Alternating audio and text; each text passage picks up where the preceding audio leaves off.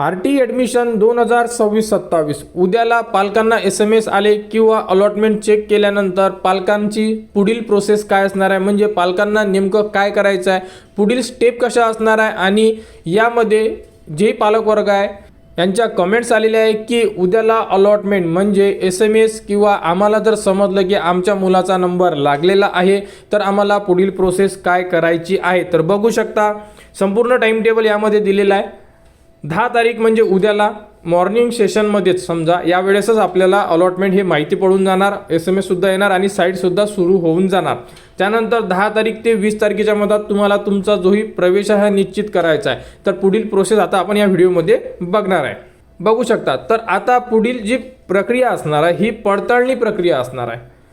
बघा RT मध्ये तुमची निवड झालेली आहे, समजा निवड झालेल्यांसाठीच आपण सांगतोय निवड झालेली आहे. आता यामध्ये तुमचे जे कागदपत्र आहे हे तुम्हाला तयार ठेवा. मी 2 ते 3 व्हिडिओ स्पेशली डॉक्युमेंट्सवरच बनवलेले आहे, कारण नेहमी या ज्या कमेंट्स होत्या ह्या डॉक्युमेंट्ससाठीच येत होत्या. तर बघा कागदपत्र तयार ठेवा. यामध्ये डॉक्युमेंट लिस्ट दिलेली आहे, तरी पाहायची असेल तर या व्हिडिओच्या डिस्क्रिप्शनमध्ये डॉक्युमेंट लिस्ट आहे, ते तुम्ही बघून घ्या. त्यानंतर तुम्हाला जावं लागेल पडताळणी केंद्र म्हणजे व्हेरिफिकेशन सेंटरला. व्हेरिफिकेशन सेंटरला गेल्यानंतर जी समिती आहे ही तुमचे संपूर्ण कागदपत्रे पडताळणी करणार आणि पडताळणी झाल्यानंतर तुम्हाला इथे 2 ऑप्शन आहे. एक तर होय म्हणजे तुमचा प्रवेश निश्चित झालेला आहे तर तुम्हाला शाळेकडे पाठवण्यात येणार, आणि जर समजा तुमचा प्रवेश निश्चित झाला नाही काही कारणास्तव, जर काही डॉक्युमेंट्स म्हणा, फॉर्म म्हणा किंवा काही चुकीची माहिती आहे यामुळे जर तुमचा प्रवेश रद्द करण्यात आलेला तर तुम्हाला म्हणजे अशा प्रकारे सांगण्यात येणार की तुमचा जो प्रवेश आहे हा रिजेक्ट करण्यात आलेला आहे. आणि पडताळणीची जी प्रक्रिया आहे ही 10 तारीख ते 20 एप्रिल या दरम्यान होणार आहे. तर अशा प्रकारे ही जी प्रोसेस आहे ही प्रोसेस चालणार आहे. तर तरी आपण डिटेल्समध्ये माहिती बघणार आहे. बघा ही प्रक्रिया सविस्तर टप्पे कसे असणार आहे. बघा आता उद्याला तुम्हाला SMS येऊन जाणार. पहिली स्टेप संपूर्ण पालकवर्गांनी व्यवस्थित ऐका, जेणेकरून तुम्हाला उद्याला कोणाला काहीही विचारायचं काम पडणार नाही. पहिली स्टेप बघा, लॉटरी लागली आहे आता काय करायचं, अशा प्रकारे तुमच्या मनात प्रश्न निर्माण झाला तर डायरेक्टली तुम्ही स्टेटस तपासा. स्टेटस कसं, अप्लिकेशन वाईज डिटेल्स एक ऑप्शन होतं, अर्जाची स्थिती तपासा. आपण मागच्या व्हिडिओमध्ये तुम्हाला सांगितलं होतं, इथून तुम्ही तुमचा अप्लिकेशन नंबर टाकून चेक करू शकता, तिथून तुम्ही स्टेटस तपासू शकता. पहिली स्टेप. अलॉटमेंट लेटर डाउनलोड करू शकता, हे तुम्ही तिथून सुद्धा करू शकता जर ऑप्शन आले तर.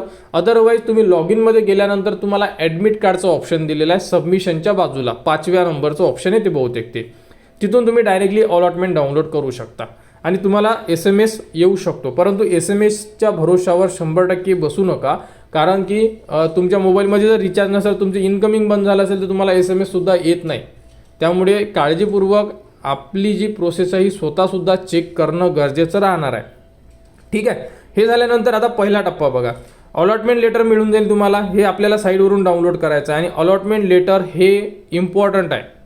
त्यानंतर अलॉटमेंट लेटर मिळाल्यानंतर तुमची दुसरी स्टेप बघा, टप्पा 2, कागदपत्रे तयार करणे म्हणजे चेकलिस्ट. जेही डॉक्युमेंट दिलेले आहे सर्व कागदपत्रे गोळा करा.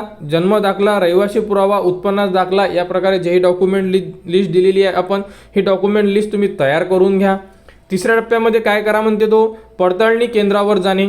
तर तुमचं पडताळणी केंद्र जेही असेल तिथे तुम्हाला जावं लागेल आणि त्यांच्याकडून तुमचे डॉक्युमेंट्स हे चेक करून घ्यावे लागेल. आता तुम्ही म्हणसाल सर हे पडताळणी केंद्र आहे कुठे, तर हे तुम्हाला जे तुम्ही अलॉटमेंट लेटर डाउनलोड करणार त्यावरती तुम्हाला संपूर्ण माहिती दिली असेल की त्यावरती त्यांचा मोबाईल नंबर, त्यावरती ॲड्रेस, व्हेरिफिकेशन सेंटरचे नाव, या प्रकारे A to Z माहिती तुम्हाला त्या अलॉटमेंट लेटरला दिलेली असेल. म्हणजे कोणत्या शाळेमध्ये तुमचा नंबर लागलेला आहे या प्रकारे संपूर्ण डिटेल्स तुम्हाला त्यावरती दिलेली असेल. त्यानंतर टप्पा क्रमांक 4, शाळेत जाऊन प्रवेश निश्चित करणे. एकदा पडताळणी केंद्रावरून तुमचा प्रवेश निश्चित झाला, मी जेव्हा पहिल्या स्टेपमध्ये सांगितलं की तुमचे डॉक्युमेंट्स व्हेरीफाय झाले, संपूर्ण माहिती ओके असली तर तुम्हाला डायरेक्टली शाळेकडे पाठवण्यात येणार एक कन्फर्मेशन लेटर देऊन. त्यानंतर शाळेत जाऊन तुम्हाला तुमचा जो प्रवेश आहे निश्चित करावा लागेल. बघा पडताळणी पावती घेऊन मिळालेल्या शाळेत जा आणि प्रवेश निश्चित करा. मी आताच सांगितलं की तुम्हाला 3 नंबरचा पॉईंट काय होता, पडताळणी म्हणजे व्हेरिफिकेशन सेंटरवरून एक लेटर मिळेल की तुमचा प्रवेश कन्फर्म झालेला आहे. हे कन्फर्म लेटर घेऊन तुम्हाला शाळेला द्यावे लागेल आणि शाळेला तुम्ही कन्फर्म लेटर सबमिट केलं, डॉक्युमेंटचा बंच सबमिट केला की तुमचा प्रवेश त्या शाळेमध्ये निश्चित झालेला आहे. अशा प्रकारे ही आता उद्यापासून प्रोसेस सुरू राहणार आहे. कोणत्या तारखेपर्यंत, 20 तारखेपर्यंत. आणि हे शिक्षण पूर्णपणे मोफत आहे. शाळा कोणतीही फी मागू शकत नाही तुम्हाला. जर नाव नसेल तर एप्रिलच्या शेवटी लागणाऱ्या वेटिंग लिस्टची वाट बघा. राईट, कारण जर तुमचं या लिस्टमध्ये नाव नाही आलं तर तुम्हाला वेटिंग लिस्टमध्ये नाव आहे का एकदा चेक करा, आणि पुढील जी लिस्ट असेल वेटिंग लिस्ट क्लिअर लिस्ट, तर त्यामध्ये तुमचं नाव राहू शकते. हे सुद्धा तुम्हाला चेक करणं गरजेचं आहे. तर अशा प्रकारे ही स्टेप बाय स्टेप 4 टप्प्यामध्ये प्रोसेस चालणार आहे. यामध्ये कोणाला काही डाऊट्स असेल कमेंट्स करा, किंवा माहिती समजली नसेल ते सुद्धा तुम्ही कमेंट्समध्ये विचारू शकता.